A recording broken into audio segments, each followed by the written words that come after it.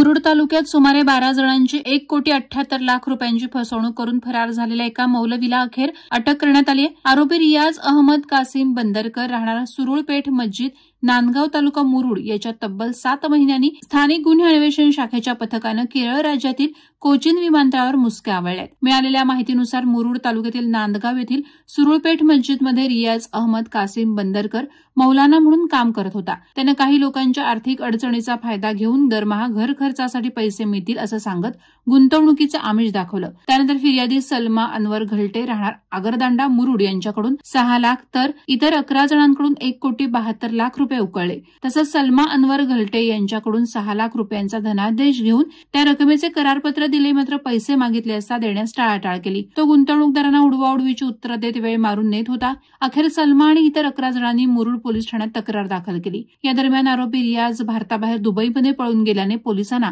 त्याला अटक करता आली नाही। त्यानंतर पोलीस अधीक्षक सोमनाथ घारगे यांच्या आदेशानं हा गुन्हा स्थानिक गुन्हे अन्वेषण विभागाकडे सोपवण्यात आला।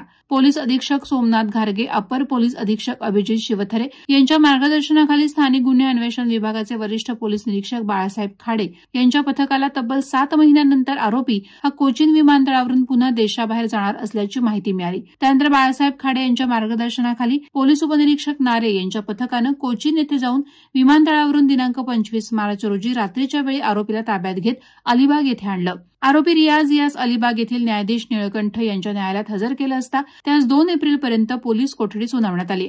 स्थानिक गुन्हे अन्वेषण विभागाच्या पथकानं आरोपी रियाज बंदरकरला अटक केल्याची माहिती मिळताच फसवणूक झालेल्या गुंतवणूकदारांनी पोलीस अधीक्षक कार्यालयात गर्दी केली होती। पोलिसांनी योग्य कारवाईचे आश्वासन देत फसवणूक झालेल्या नागरिकांची समजूत काढत त्यांना माघारी धाडलं।